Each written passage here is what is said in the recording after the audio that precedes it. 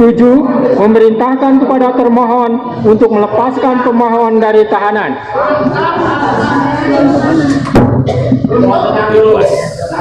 8. Memulihkan hak pemohon dalam kemampuan, kedudukan, dan harkat serta martabatnya seperti sedia kala. Dan 9. Membebankan biaya perkara kepada negara. Demikianlah diputus pada hari ini Senin, tanggal 8 Juli 2024 oleh Eman Sulaiman sebagai Hakim Tunggal. Berdasarkan penetapan Ketua Pengadilan,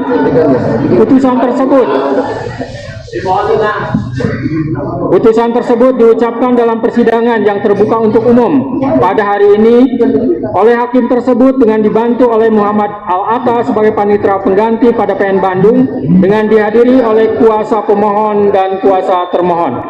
Menjemput Peggy ke Polda Jabar.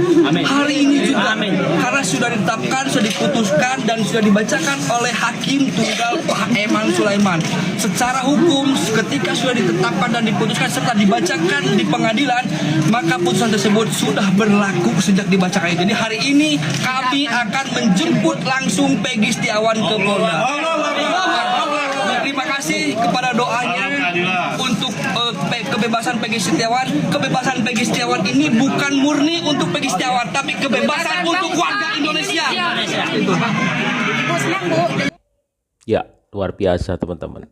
Setelah melalui serangkaian perjuangan dari pengacara, kemudian masyarakat juga ikut membantu mengorek-ngorek terus netizen, ya akhirnya Hakim Tunggal Eman Sulaiman memutuskan Peggy menang peradilan untuk kemudian harus dibebaskan dari tahanan Polda Jawa Barat.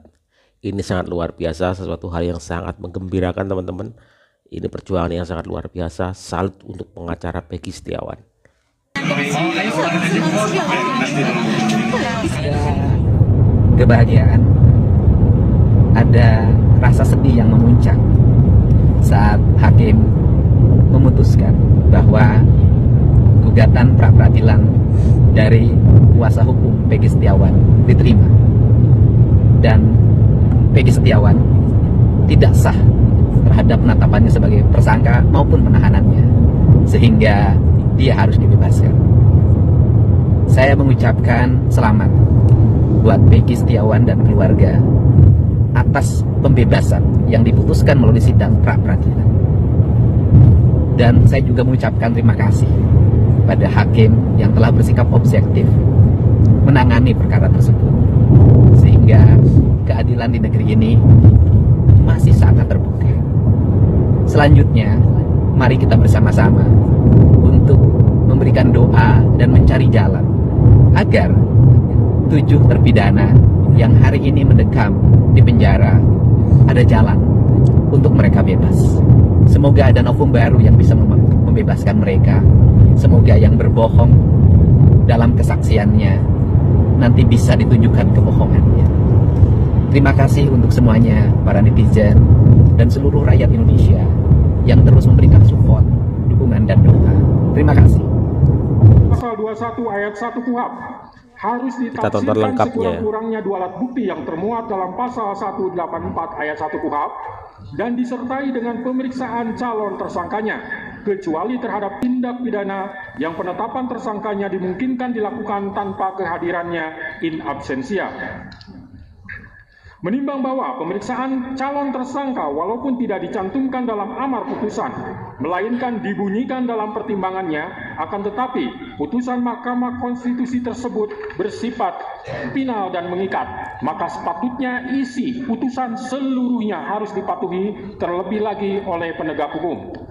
Menimbang bahwa keharusan adanya pemeriksaan calon tersangka di samping minimum 2 alat bukti tersebut semata-mata bertujuan untuk memberikan transparansi dan perlindungan hak asasi seseorang agar sebelum ditetapkan sebagai tersangka sudah dapat memberikan keterangan yang seimbang dengan minimum 2 alat bukti yang sah yang telah ditemukan oleh penyidik. Menimbang bahwa oleh karena sebagaimana fakta di persidangan, tidak ditemukan bukti satupun yang menunjukkan bahwa pemohon dalam penyidikan yang dilakukan oleh termohon pernah dilakukan pemeriksaan sebagai calon tersangka sebelum ditetapkan sebagai tersangka oleh termohon, maka menurut hakim, penetapan tersangka atas pemohon haruslah dinyatakan tidak sah dan dinyatakan batal demi hukum.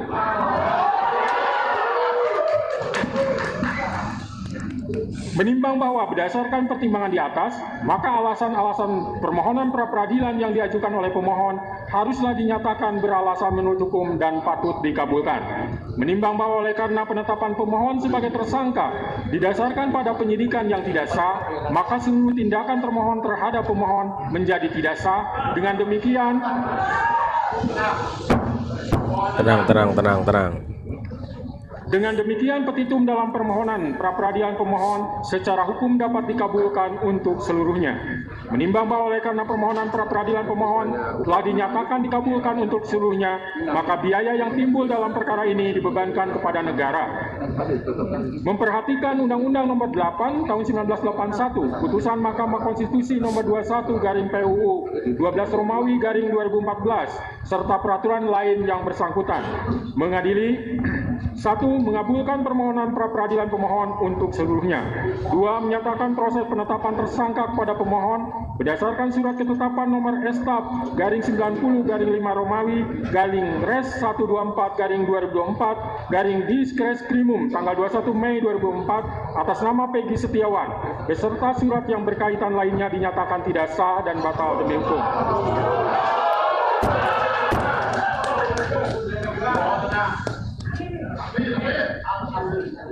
Tiga, menyatakan tindakan termohon menetapkan pemohon sebagai tersangka dugaan tindak pidana perlindungan anak dan atau pembunuhan berencana dan atau pembunuhan sebagaimana dimaksud dalam pasal 80 ayat 1 Junto pasal 81 ayat 1 Undang-Undang RI Nomor 35 Tahun 2014 tentang perubahan atas Undang-Undang RI Nomor 23 Tahun 2022 tentang perlindungan anak dan atau pasal 340 dan pasal 338 Junto pasal 55 ayat 1 KUHP oleh Polri Daerah Jawa Barat Direktorat Reserse Kriminal Umum termohon adalah tidak sah dan tidak berdasarkan atas hukum.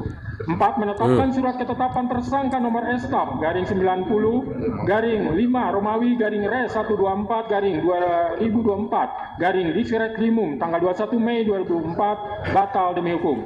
5. Menyatakan tidak sah segala keputusan dan atau penetapan yang dikeluarkan lebih lanjut oleh termohon yang berkenaan dengan penetapan tersangka atas diri pemohon oleh termohon. 6. Memerintahkan kepada termohon untuk menghentikan penyidikan terhadap perintah penyidikan kepada pemohon. 7. Memerintahkan kepada termohon untuk melepaskan pemohon dari tahanan. Tenang, masih belum selesai. 8. Memulihkan hak pemohon dalam kemampuan, kedudukan, dan harkat serta martabatnya seperti sedia kala. Dan 9. Membebankan biaya perkara kepada negara. Demikianlah diputus pada hari ini Senin, tanggal 8 Juli 2024 oleh Eman Sulaiman sebagai Hakim Tunggal. Berdasarkan penetapan Ketua Pengadilan, putusan tersebut diucapkan dalam persidangan yang terbuka untuk umum pada hari ini oleh hakim tersebut dengan dibantu oleh Muhammad Al-Atta sebagai panitera pengganti pada PN Bandung dengan dihadiri oleh kuasa pemohon dan kuasa termohon. Demikian putusan sudah dijatuhkan.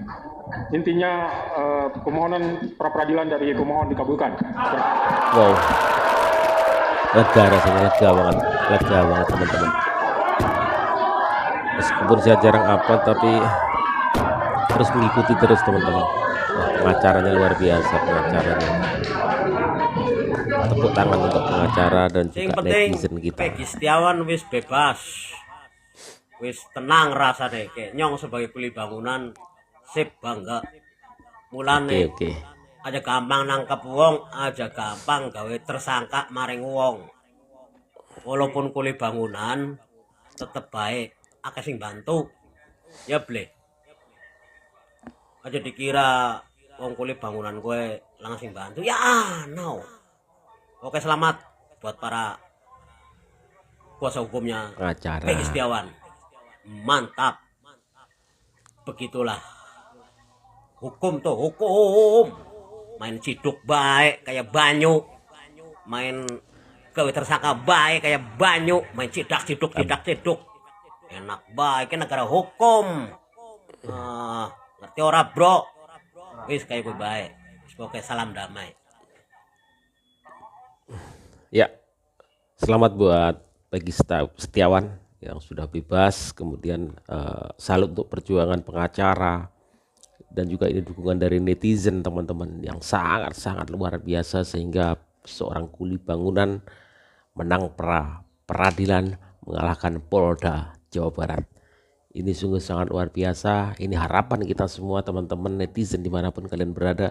Dan wah, saya kira keadilan di Indonesia masih ada dan masih bisa untuk kita tegakkan sama-sama. Wah, luar biasa banget teman-teman. Saya tidak bisa menyembuhkan rasa senang, bahagia, gembira karena hal ini. Senin ini teman-teman menjadi hari bahagia bagi kita semua. Selamat sekali lagi buat Peggy Setiawan. Selamat buat Peggy Setiawan sekali lagi teman-teman. Terima kasih. Assalamualaikum warahmatullahi wabarakatuh.